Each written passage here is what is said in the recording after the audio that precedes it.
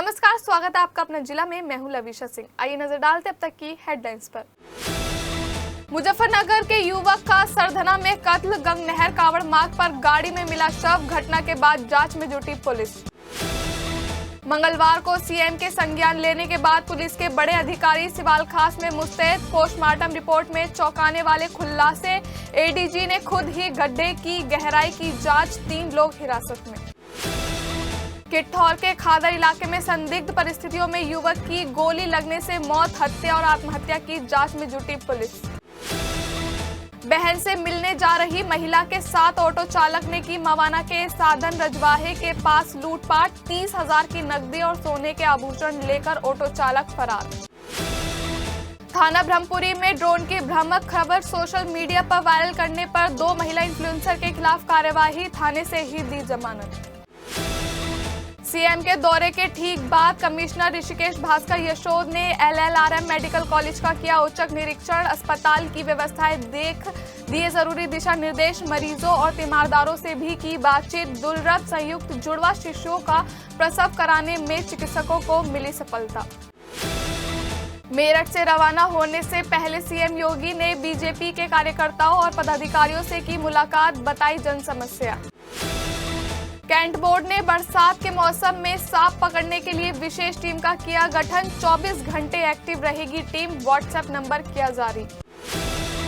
और मेरठ कॉलेज के पूर्व छात्र और वरिष्ठ नेता सतपाल मलिक के निधन के बाद मेरठ कॉलेज में हुई शोक सभा। सभी ने सतपाल मलिक को दी श्रद्धांजलि। और अब खबरें विस्तार से। सरधना में गंगनहर कावड़ मार्ग पर मंगलवार देर शाम एक युवक का शव मिलने से सनसनी फैल गई। सूचना पर पहुंची पुलिस ने देखा तो मारुति बेलेनो कार से चालक के बराबर वाली सीट पर एक युवक का शव खून से लथपथ हालत में पड़ा हुआ था। मृतक की सीट बेल्ट बंधी थी और गाड़ी में काफी खून बह चुका था। गाड़ी के पास ही ड्राइवर भी अचेत हालत में पड़ा था। ड्राइवर को हिरासत में लेकर पुलिस ने पूछताछ की तो उसने अपना नाम सावन बताया। सावन ने ही पुलिस को बताया कि मृतक मुजफ्फरनगर की बच्चन कॉलोनी का रहने वाला 27 वर्षीय अंसल है। वह दोनों किसी काम से गाजियाबाद जा रहे थे। मुजफ्फरनगर से वह शाम 5:30 बजे निकले थे। उसने पुलिस को बताया कि बीच रास्ते में अंसल के जानने वाला एक तीसरा व्यक्ति भी मिला जो गाड़ी में पीछे बैठ गया। कुछ दूर चलने पर दोनों के बीच झगड़ा हो गया और उस तीसरे व्यक्ति ने चाकू से वार कर अंसल की हत्या कर दी। चालक सावन ने यह बताया कि उसने अंसल को बचाने का प्रयास भी किया था। इसी प्रयास में उसको भी चोट आई है। पुलिस को उसने अपने हाथ पर चाकू के वार और गर्दन के पास कुछ खरोंचे भी दिखाई। मृतक की पहचान होने के साथ ही पुलिस ने उसके घर वालों को सूचना दी और शव का पंचनामा भर पोस्टमार्टम के लिए भेज दिया। इसी के साथ पुलिस ने संदेह के आधार पर चालक सावन को भी हिरासत में ले लिया। पुलिस सूत्रों की माने तो सावन की कहानी से उसकी चोटें मेल नहीं खा रही हैं, लिहाजा पुलिस उससे गहन पूछताछ कर रही है। पुलिस उस तीसरे व्यक्ति की पहचान का प्रयास भी कर रही है जिसका जिक्र सावन बार-बार कर रहा है। पुलिस का मानना है कि मृतक के परिजनों के आने के बाद मामले में कुछ और जानकारियां मिल सकती हैं।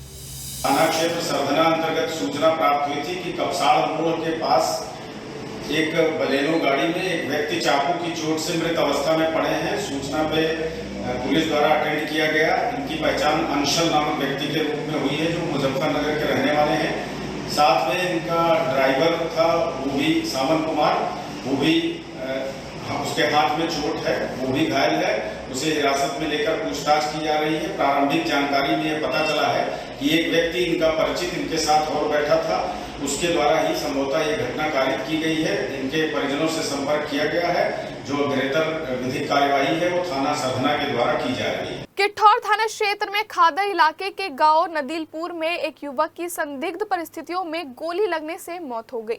युवक की मौत की सूचना पर पहुंचे ससुराल पक्ष के लोगों ने मृतक के बड़े भाई पर गोली मारकर हत्या करने का आरोप लगाया है। वहीं घटना की सूचना पर पहुंची पुलिस को मौके से एक सुसाइड नोट बरामद हुआ है। वहीं पुलिस ने सुसाइड नोट को कब्जे में लेकर जांच पड़ताल करते हुए मृतक के शव को कब्जे में लेकर पोस्टमार्टम के लिए भेज दिया है।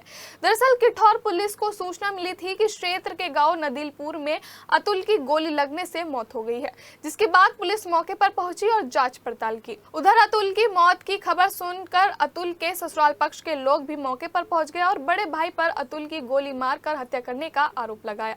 वहीं घटना के बाद पुलिस मामले की जांच कर रही है। दिल्ली से अपनी बहन के घर जा रही महिला के साथ ऑटो चालक ने लूटपाट कर दी। इस दौरान ऑटो चालक 30,000 की नकदी और सोने के आभूषण लेकर फरार हो गया। वहीं घटना के बाद पुलिस ने ऑटो को कब्जे में लेकर आरोपी की तलाश शुरू कर दी है। दिल्ली की रहने वाली महिला सीमा ने बताया कि वह अपने 2 बच्चों के साथ मंगलवार देर शाम भैसाली बस स्टैंड से टेम्पो में बैठकर हस्तिनापुर अपनी बहन के घर जा रही थी। आरोप है कि इस दौरान टेम्पो चालक ने रजवाही के पास टेम्पो रोक लिया और चाकू दिखाकर महिला से 30,000 रुपए की नकदी और जेवरात लूट लिए। महिला ने जब इसका विरोध किया तो टेम्पो चालक ने महिला के हाथ में चाकू मारकर उसे घायल कर दिया। घायल अवस्था में महिला सीमा किसी तरह थाना मवाना पहुंची और पुलिस को घटना के संबंध में तहरीर सौंपी। वहीं पुलिस ने आरोपी का टेम्पो कब्जे में ले लिया है, जिसके नंबर से चालक की पहचान खेड़ी मनिहार के रहने वाले इकबाल के रूप में हुई है। घटना के खुलासे के लिए पुलिस टीमें लगा दी गई हैं। बोला कि मैं हस्तिनापुर के लिए जा रहा हूँ, मैं वहीं रहने वाला हूँ, मैं वहीं आपको छोड़ दूँगा। फिर वहाँ से पुल पार से कच्ची रोड पे आया। मैं बोला भैया कहाँ लेके जा रहे थे? बोला कि हस्तिनापुर के लिए यहाँ से शॉर्टकट रास्ता है। फिर लेके आ गया सुनसान जगह पे। फिर वहाँ से चाकू दिखाया गले पे। फिर फ़ोन मांगा, फ़ोन मैंने नीचे फेंक दिया।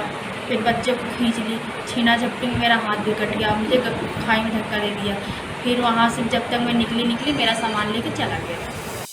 आज देर शाम में थाना क्षेत्र मवाना अंतर्गत सांधन की पुलिया के पास एक महिला जो ऑटो बुक करके हस्तिनापुर क्षेत्र में अपने किसी रिलेशन में जा रही थी, उनके साथ ऑटो ड्राइवर द्वारा, जो इकबाल नाम का व्यक्ति है, थाना क्षेत्र मवाना के ही खेड़ी मनिहार का रहने वाला है, उसके द्वारा उनकी पर्स और उसमें रखे हुए सामान को लूट करने की घटना कारित की गई और उसके बाद फरार हो गया। पुलिस द्वारा उसके ऑटो को कब्जे में लेकर थाने ले आया गया है और इकबाल के परिजनों को हिरासत में लेकर पूछताछ की जा रही है और महिला द्वारा दी गई तहरीर के आधार पर सुसंगत धाराओं में थाना मवाना पे मुकदमा दर्ज किया गया है और आरोपी की गिरफ्तारी के लिए पुलिस की टीमें लगी हुई हैं। जो गृहतर वैधानिक कार्यवाही है वो थाना मवाना के द्वारा की जा रही है। सोशल मीडिया पर 2 वीडियो वायरल हो रहे हैं, जिन्हें टीपी नगर थाना क्षेत्र की बताई जा रही है। एक वीडियो मलियाना इलाके की तो दूसरी टीपी नगर थाना क्षेत्र की किसी कॉलोनी की बताई जा रही है। हालांकि सोशल मीडिया पर वायरल दोनों वीडियो की स्थिति हलचल पुष्टि नहीं करता है।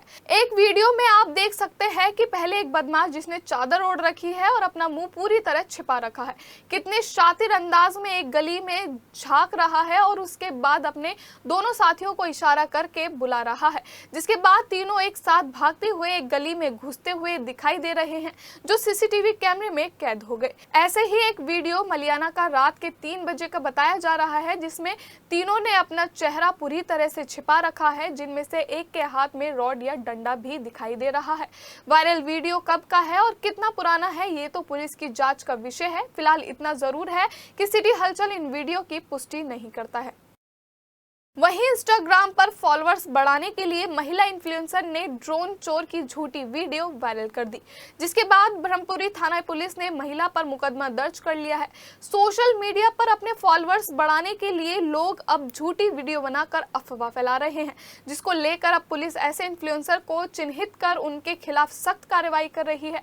ऐसा ही एक मामला ब्रह्मपुरी थाना क्षेत्र के सरस्वती लोक कॉलोनी से सामने आया है, जहाँ कॉलोनी में रहने वाली एक महिला मीनाक्षी और इन्फ्लुएंसर ने अपनी फैन फॉलोइंग बढ़ाने के लिए ड्रोन चोर की झूठी अफवाह का एक वीडियो इंस्टाग्राम पर अपलोड कर दिया।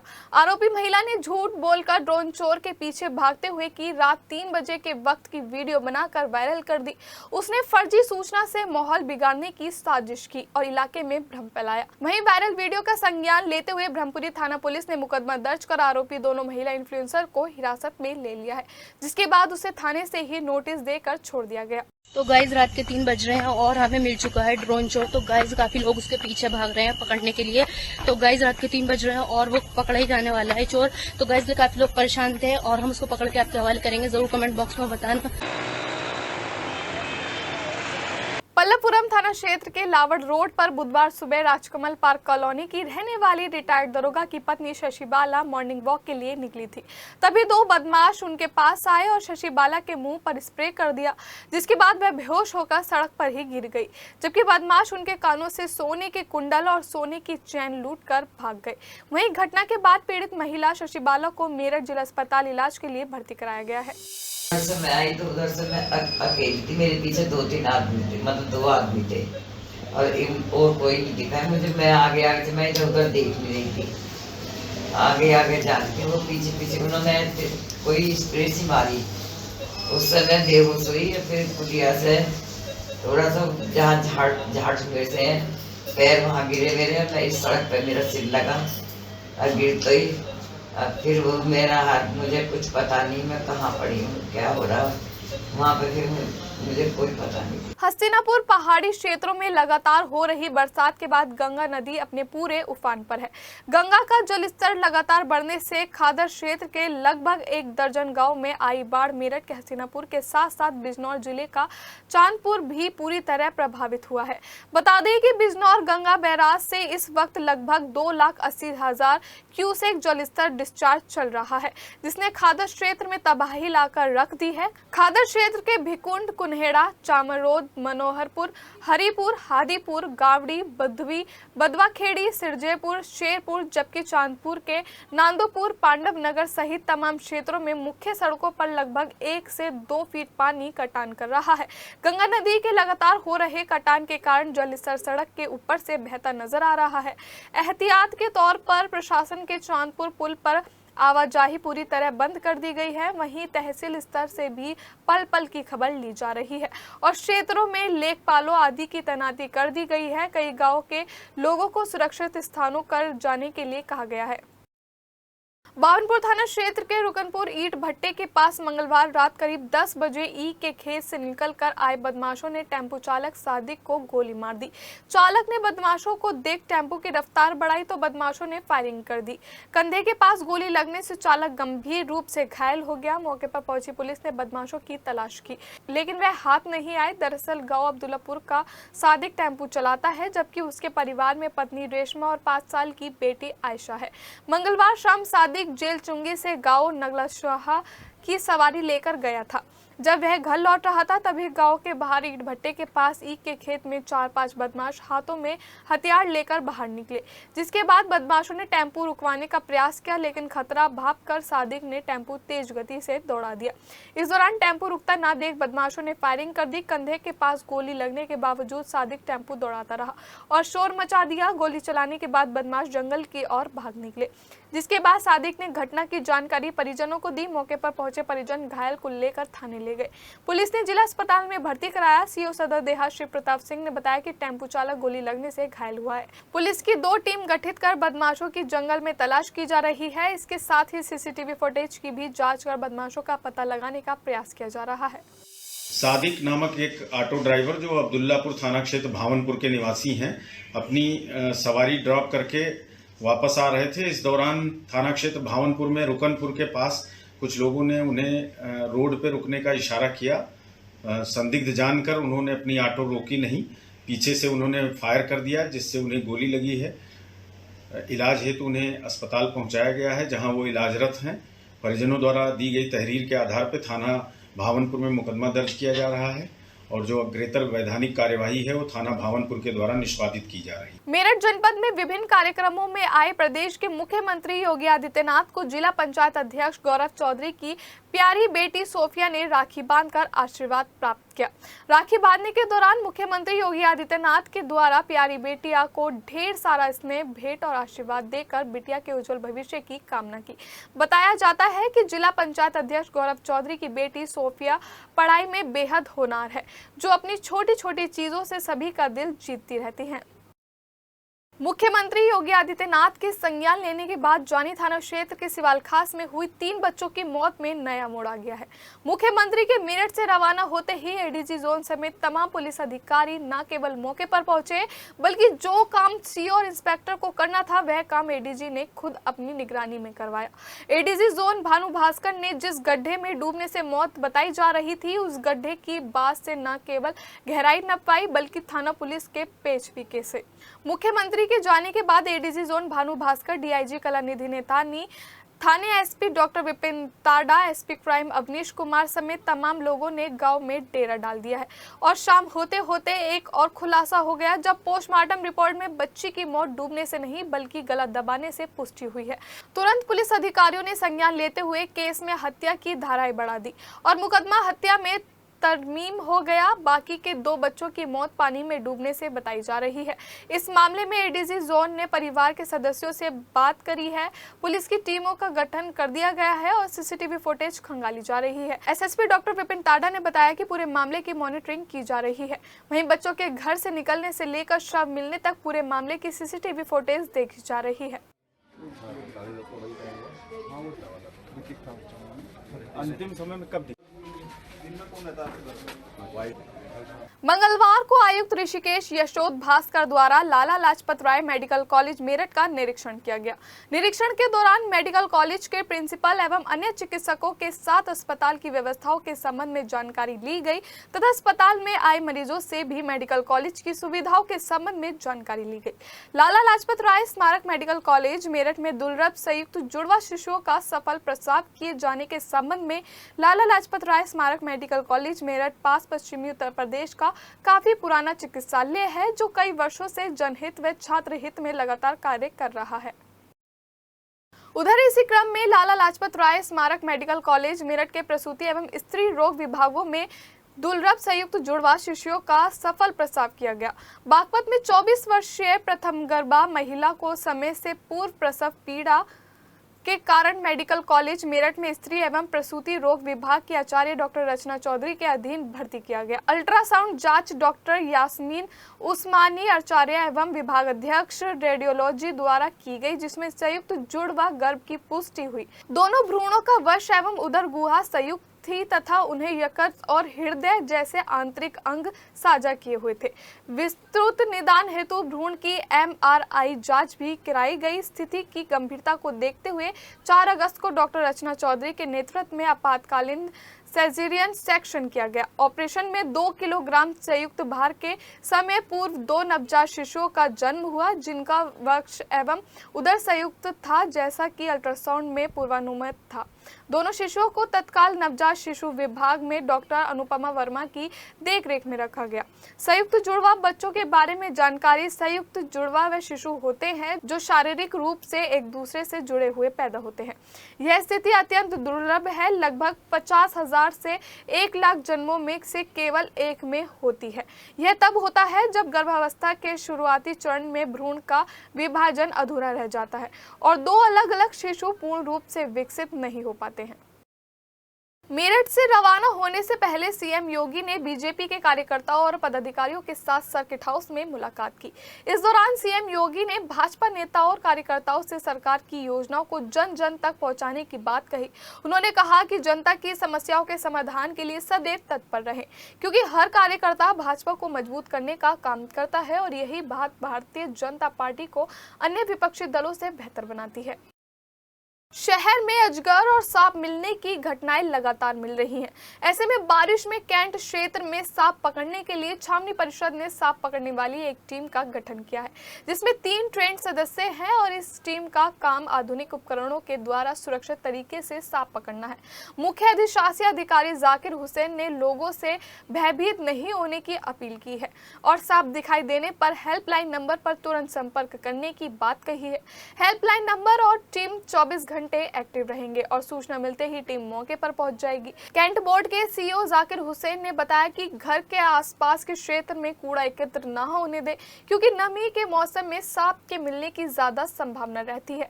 इस अवसर पर 2 हेल्पलाइन नंबर भी जारी किए गए हैं, जो इस प्रकार हैं 9837065945 और 9258533889 है। मेरठ कॉलेज के पूर्व छात्र और पूर्व राज्यपाल रहे सतपाल मलिक का मंगलवार को निधन हो गया, जिसके चलते मेरठ कॉलेज में एक शोक सभा का आयोजन हुआ, जिसमें सभी ने पूर्व राज्यपाल सतपाल मलिक को पुष्प अर्पित कर श्रद्धांजलि दी गई। बताया गया कि उन्होंने मेरठ कॉलेज से 1966 से 67 तक BSc की डिग्री प्राप्त की और उसके बाद 1970 में LLB की। मलिक मेरठ कॉलेज के 2 बार छात्र संघ के अध्यक्ष भी रहे। 1965 और 1969 में मेरठ कॉलेज की 125वीं वर्षगांठ पर 2017 में वह मेरठ कॉलेज पधारे थे, जिसमें उन्होंने मेरठ कॉलेज में इतिहास विभाग एवं संग्रहालय के भवन का उद्घाटन भी किया था। सतपाल मलिक जी बिहार, जम्मू कश्मीर, गोवा और मेघालय के राज्यपाल भी रहे हैं। मंगलवार को नटराज फ्लाईओवर के ऊपर बेगमपुल की तरफ से आ रही स्कूटी सवार महिला और उसकी बेटी उस समय घायल हो गई जब अचानक स्कूटी के आगे कहीं से बंदर आ गया, जिसके बाद स्कूटी अनियंत्रित होकर फिसल गई, जिसके बाद दोनों मां बेटी चोट लगने से घायल हो गई। दरअसल मंगलवार को सरधना रोड गांव जंगेठी की रहने वाली महिला शैलिन अपने बेटी साक्षी के साथ किसी काम से जा रही थी। इसी दौरान अचानक सड़क पर बंदर आने की वजह से दोनों मां बेटी घायल हो गई।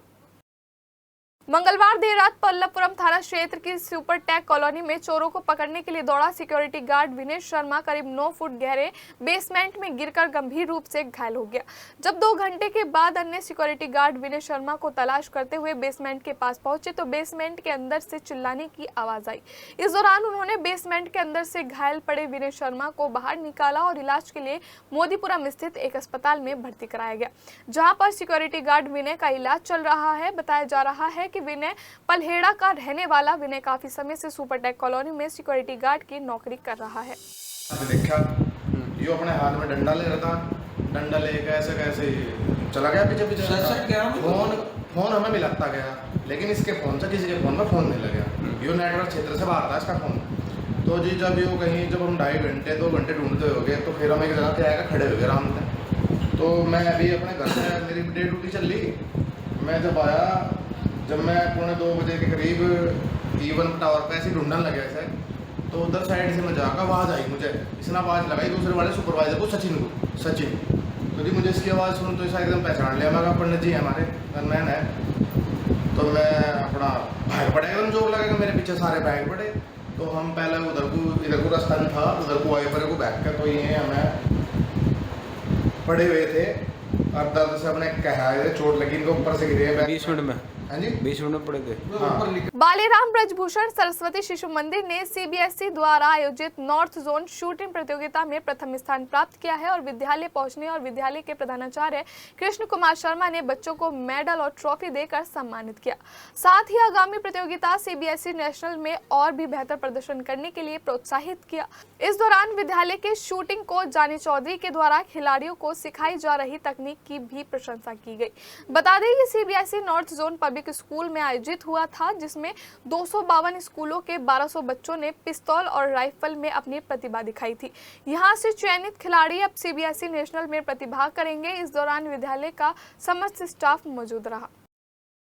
सेंट फ्रांसिस स्कूल बड़ौत में आयोजित 2 दिवसीय वॉलीबॉल प्रतियोगिता में बालिका वर्ग की 22 टीमों ने अंडर 14 और अंडर 19 में प्रतिभाग किया, जिसमें अंडर 14 में सेंट फ्रांसिस की खिलाड़ियों ने मेरठ जोन का प्रतिनिधित्व कर गोरखपुर जोन को 25-8 से हराकर जीत हासिल की, जबकि अंडर 19 में मेरठ जोन ने लखनऊ साउथ को 25-6 से शिकस्त देकर ट्रॉफी पर कब्जा कर लिया। इस शानदार जीत पर सेंट फ्रांसिस कन्वेंट स्कूल की प्रधानाचार्य सिस्टर मरीशा ने सभी खिलाड़ियों को बधाई देते हुए उनके उज्जवल भविष्य की कामना की। मेरठ जोन के कोच संदीप चौधरी की भी खेल में अहम भूमिका रही। विद्युत विभाग के अधिकारियों द्वारा बिजली चोरी के खिलाफ चलाए जा रहे अभियान के तहत टीम ने मवाना के मेरठ रोड पर स्थित गैलेक्सी प्लाजा में बिजली चोरों के खिलाफ चेकिंग अभियान चलाया।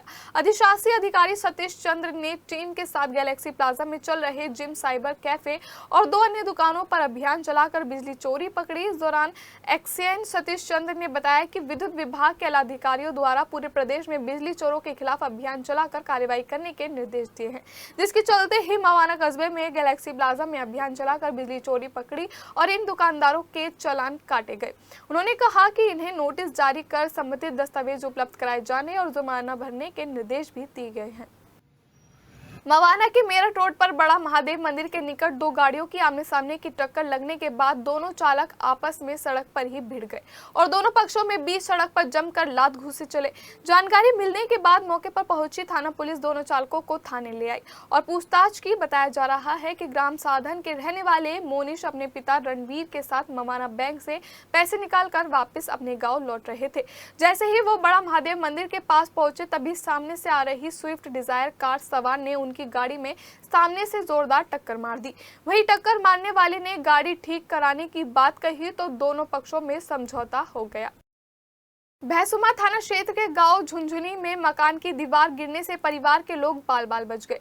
भैंसुमा के झुंझुनी गांव में वसीम का मकान है जो बेहद पुराने समय का बना हुआ है। वहीं लगातार हो रही बरसात के कारण मकान की दीवार लगातार कच्ची होती जा रही थी, जिसके चलते मंगलवार को यह दीवार अचानक भर भरा कर गिर गई, जिससे घर के अंदर रखा सामान भी क्षतिग्रस्त हो गया। गनीमत रही कि जिस समय दीवार गिरी उस समय घर में कोई मौजूद नहीं था, नहीं तो कोई बड़ा हादसा हो सकता था। मंगलवार देर रात मवाना थाना क्षेत्र के फलावदा रोड स्थित राधा गार्डन कॉलोनी में आधा दर्जन युवक कॉलोनी में घुस गए। इस दौरान कॉलोनी के लोगों ने उन्हें चोर समझ लिया और एक युवक की बुरी तरह से पिटाई कर डाली। इस बात की सूचना मिलते ही मौके पर पहुंची पुलिस ने घायल युवक को अस्पताल में भर्ती कराया, जिसे प्राथमिक उपचार देकर बाद में मेरठ रेफर कर दिया गया। बताया जा रहा है कि कस्बे के मोहल्ला हीरा लाल डेरे वाला पुल का रहने वाला सलीम अपने दोस्तों के साथ फलावदा रोड की राधा गार्डन कॉलोनी में घूम रहा था। इस दौरान लोगों ने युवक को चोर समझकर घेर लिया। इस दौरान सलीम के दोस्त उसे छोड़कर भाग गए, जबकि लोगों ने सलीम की पिटाई कर डाली। आगामी त्योहारों और शांति व्यवस्था कायम रखने के लिए एसएसपी डॉक्टर विपिन ताड़ा के निर्देशों पर थाना मवाना पुलिस ने पीएससी बल के साथ कस्बे में पैदल मार्च किया। यह पैदल मार्च थाना मवाना से शुरू होकर हस्तिनापुर रोड, चौहान चौक, फलावदा तिराहा, Meerut road, Subhash Chowk, bus stand, police चौकी तक किया गया। इस दौरान पुलिस टीम ने मुख्य मार्ग के साथ साथ मुख्य बाजारों मुन्नालाल बाजार, खलील चौक, सब्जी मंडी तिराहा, सुभाष बाजार होते हुए थाना मवाना तक पैदल गश्त की। थाना प्रभारी अखिलेश मिश्र ने बताया कि आगामी त्योहारों को देखते हुए फुट मार्च निकाला गया है। महिला आयोग की सदस्य मीनाक्षी भराला और डॉक्टर हिमानी अग्रवाल द्वारा मंगलवार को सामुदायिक स्वास्थ्य केंद्र रोहटा का निरीक्षण किया गया। निरीक्षण के दौरान स्वास्थ्य केंद्र में साफ सफाई का कार्य संतोषजनक नहीं पाए जाने पर उन्होंने नाराजगी व्यक्त की तथा तत्काल साफ सफाई कराए जाने के निर्देश दिए। उन्होंने भर्ती मरीजों से वार्ता की। मरीज द्वारा चश्मे बनवाए जाने के लिए अधिक शुल्क लेने के संबंध में अवगत कराया गया, जिस पर उन्होंने संबंधित को कार्यवाही करने के निर्देश दिए। बुजुर्ग मरीज द्वारा बताया गया कि उसके बेटे द्वारा उसे पीटा गया, जिसको संज्ञान में लेते हुए थानाध्यक्ष रोहटा को तुरंत कार्यवाही करने के निर्देश दिए गए। वहीं डिलीवरी रूम में 2 गर्भवती महिलाएं मिली जिन्होंने नवजात बच्चों को जन्म दिया। इस दौरान दोनों ही सदस्यों द्वारा महिलाओं से बात की गई तथा उनके कुशल मंगल की जानकारी ली गई। इस दौरान उन्होंने बताया कि भारत सरकार और उत्तर प्रदेश सरकार द्वारा चलाई जा रही महत्वपूर्ण योजनाओं से संबंधित बैनर नहीं पाए गए, जिसके लिए सामुदायिक स्वास्थ्य केंद्र पर उपस्थित चिकित्सक को निर्देश दिए गए कि योजनाओं से संबंधित बैनर लगाए जाएं, जिससे आमजन योजनाओं को लाभ उठा सके। इस अवसर पर नीरज कुमार बघेल, थाना अध्यक्ष रोहटा, खुशबू शर्मा, जिला मिशन समन्वयक तथा सामुदायिक स्वास्थ्य केंद्र रोहटा के समस्त चिकित्सक व कर्मचारी उपस्थित रहे। परतापुर क्षेत्र के दिल्ली रोड रिठानी में यूनियन बैंक ऑफ इंडिया के जोनल ऑफिस का उद्घाटन मुख्य अतिथि बैंक के कार्यपालक निदेशक राम सुब्रमण्यम एसके और जनरल मैनेजर अर्चना शुक्ला ने हवन पूजन के साथ फीता काटकर किया।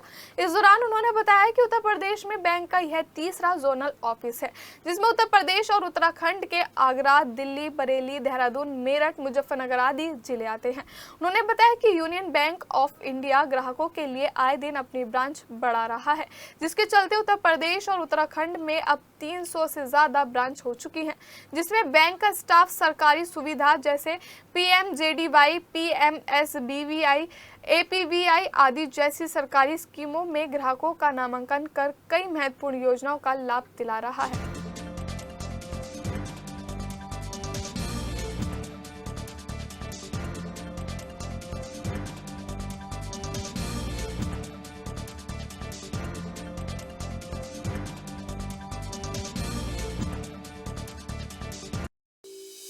It is a momentous occasion for Union Bank of India that we have opened our zonal office, which was earlier part of our Lucknow zone.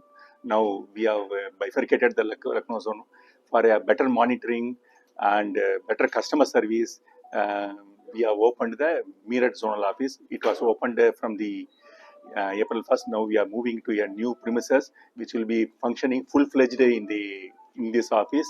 Madam Archana Shukla will be the zonal head she will be controlling around 40 districts, I think. 40 districts they are being. Around 27 districts are from Uttar Pradesh and Uttarakhand के ये around 13 districts also she will be controlling it.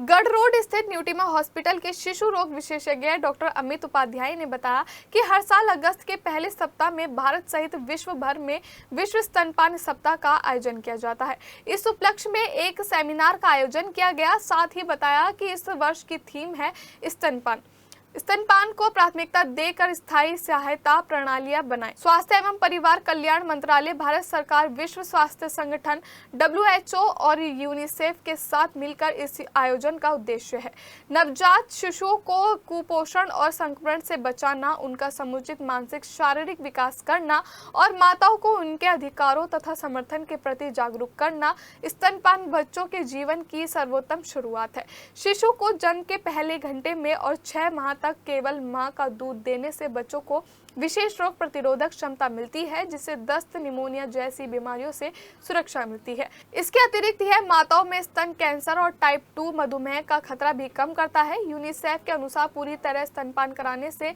हर साल 8,20,000 बच्चों की जान बचाई जा सकती है। प्रीमैच्योर समय से पहले जन्मे बच्चे, जो बच्चे जन्म के समय बीमार हो जाते हैं, वे नर्सरी में एडमिट रहते हैं। उनके लिए माँ का दूध दवा से कम नहीं है। माँ व परिवार को सही तरीके से दूध निकालने की जानकारी देना अत्यंत आवश्यकता है। इसकी तैयारी अटेंटनल पीरियड से पहले ही शुरू हो जानी चाहिए। इसमें डॉक्टर एवं परिवार का सहयोग अत्यंत आवश्यक है। माँ व घर के लोगों के अथक प्रयास से जन्म के 2-3 दिन में ही जन्म से पहले बच्चों को NICU में भी माँ का दूध मशीन या हाथ के प्रयोग कर दिया जाता है। यह बच्चे के लिए अमृत की तरह होता है। बच्चे दूध ज्यादा आसानी से सहन करते हैं। वह अत्यधिक प्रीमेच्योर मई NEC अंत गलने के अवस्था बहुत कम हो जाती है। यह सप्ताह देश भर की आंगनबाड़ी, आशा कार्यकर्ता और स्वास्थ्य संस्थानों में उमंग के साथ मनाया जा रहा है। विभिन्न गतिविधियों के तहत माताओं को स्तनपान के जरूरी संदेश दिए जा रहे हैं। कार्यस्थलों पर अनुकूलन माहौल बनाने के लिए प्रयास किए जा रहे हैं और बोतल बंद दूध के नुकसान के बारे में बताया जा रहा है। हम अपील करते हैं कि सभी माता पिता, परिवार, स्वास्थ्य कर्मी और समाज स्तनपान को प्राथमिकता दें और माताओं को हर संभव सहायता प्रदान करें, ताकि हम भारत और स्वास्थ्य सशक्त और कुपोषण मुक्त बना सकें। बट मदर को ये लगातार काउंसिल करना कि भाई आपका बेबी हुआ है, कॉन्ग्रेचुलेशन, उसको कॉन्ग्रेचुलेट करना, उसे खुश करना, उसको अपनी स्माइल से खुश करना, she has lot of pain. अपना जिला में फिलहाल इतना ही। हमें दीजिए इजाजत। नमस्कार।